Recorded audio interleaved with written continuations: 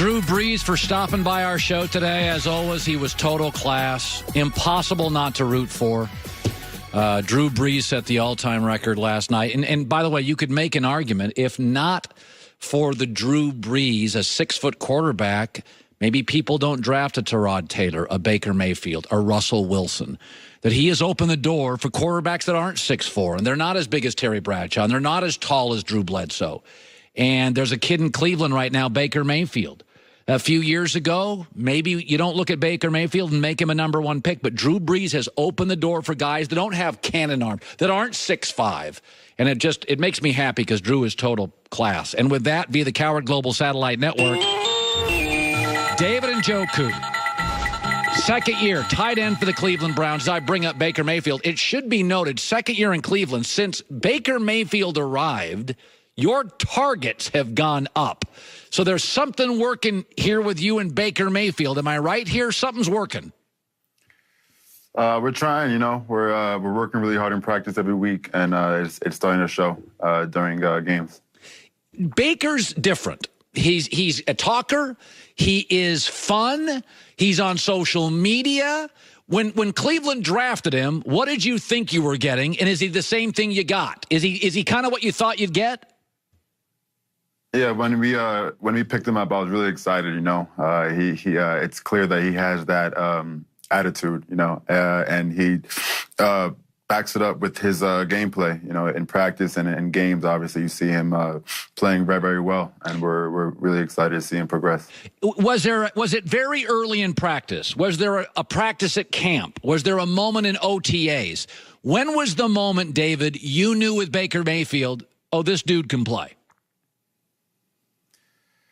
Honestly, the moment I knew he could play was when he I don't know who they played in college, but he put a flag in the middle of the field, and I saw that, and that's when I realized, I was like, okay, we have a baller here for sure. Baker's a kind of guy that you guys have been in wildly close games. Your games have been decided by 0, 3, 4, 3, and 3 points, and so you're in these crazy competitive games, even though you haven't won all of them. What is it like to be in a series of close NFL games? Do you think in a weird way it's helped you?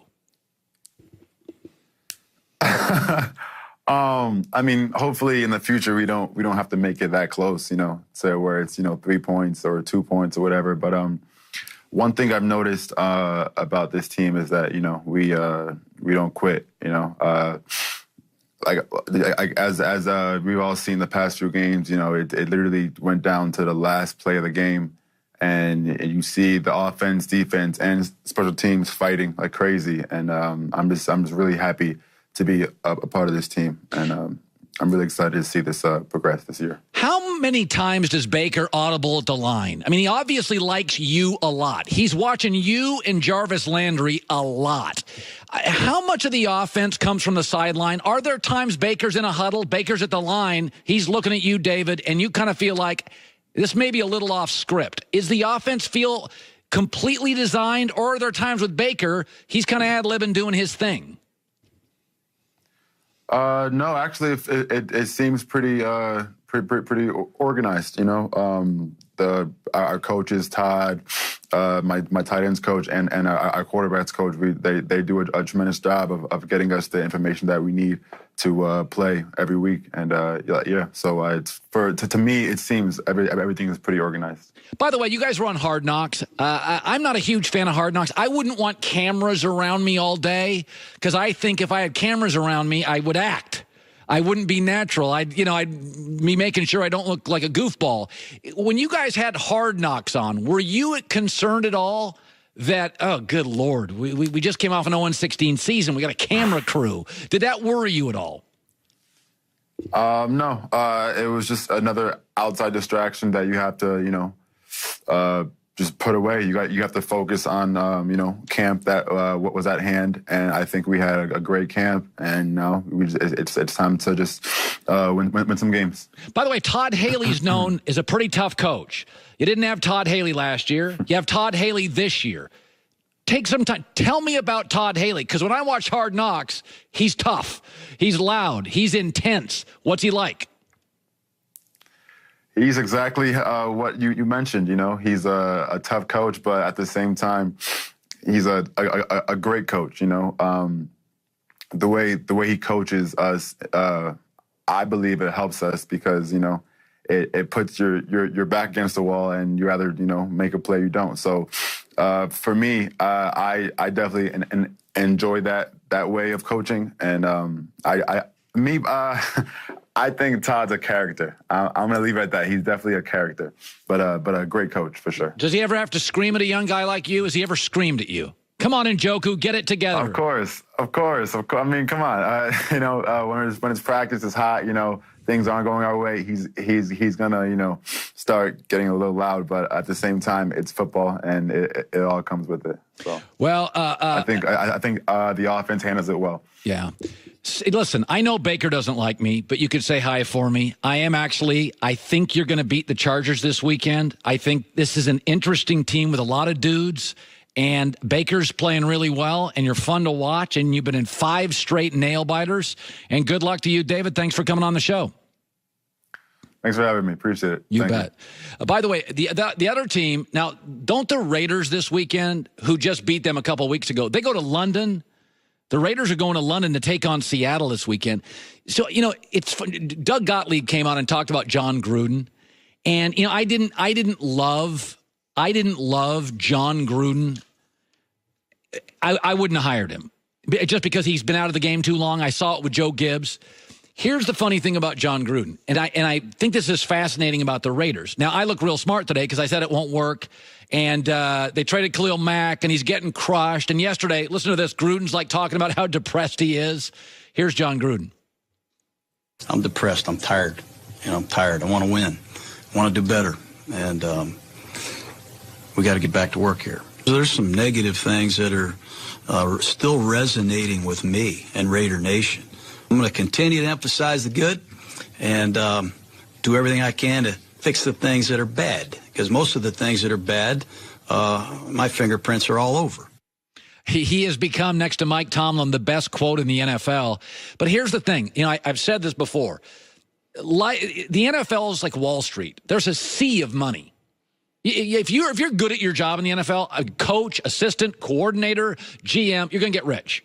You're going to make $1 million or more. So money's never been a problem for Gruden. He made it as a head coach. He made a ton of, I think he was ESPN's highest paid on-air person. Now he signed a 10-year, $100 million deal for the Raiders. But I still think this feels like he chose money over stability. And in the NFL, to me, like Drew Brees said this 20 minutes ago on our show, everybody's caught up and I want to get the money. I want to go high in the draft. And in the end, it's all about fit and stability.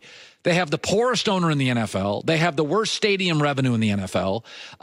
They're going to be moving in a year or sooner in the NFL. There's instability everywhere. I mean, you ever seen the Jenga the Jenga tower?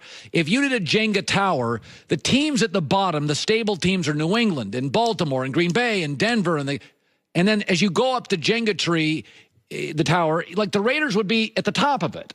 The poorest owner, the worst revenue. They're going to be moving now for the third, maybe the fourth time in 25 years. It's weird to me that John Gruden, the last thing Gruden should have worried about was money. Because, I mean, by the way, he made a ton in a state with no state tax. In a city, Tampa, you can buy a mansion for $2 million. He was loaded. He best-selling book, highest paid coach, highest paid broadcaster. And it feels like 10 years, $100 million. Dude, he chose in unstable. Like what the Raiders were not. He had like the Eagles wanted him. Tennessee there were so many jobs that wanted him. Well, look, $100 million is $100 million. So I'm not going to pretend like money doesn't have something to do with it because it's $100 million. But yes, he had a stable situation calling football games, and he's won. He's made a ton of money over his career. But maybe he just wanted a challenge. People do that. Maybe he was in a cycle every single day. Coaching in the NFL is a challenge. Why make it harder? I mean, why do people do anything that's hard on themselves? To prove something to yourself? To if the Raiders would have achieve offered something you wanted to achieve that you didn't before? If the Raiders offer him a 5-year deal, does he take it? No. I don't know, maybe. It's not stable enough. The Jenga tower, it's one of those little blocks at the top that's going you pull it out. Those are the best ones to take. You're just not going to make it fall. Shopping for car insurance? 75 years. They know what they're doing. They keep it simple. Geico.com. Geico.com. 75 years. They know how to save you money. That's what it's about. Third hour. Gary Myers has a new book. How about them Cowboys? Next. Okay, here we go, guys.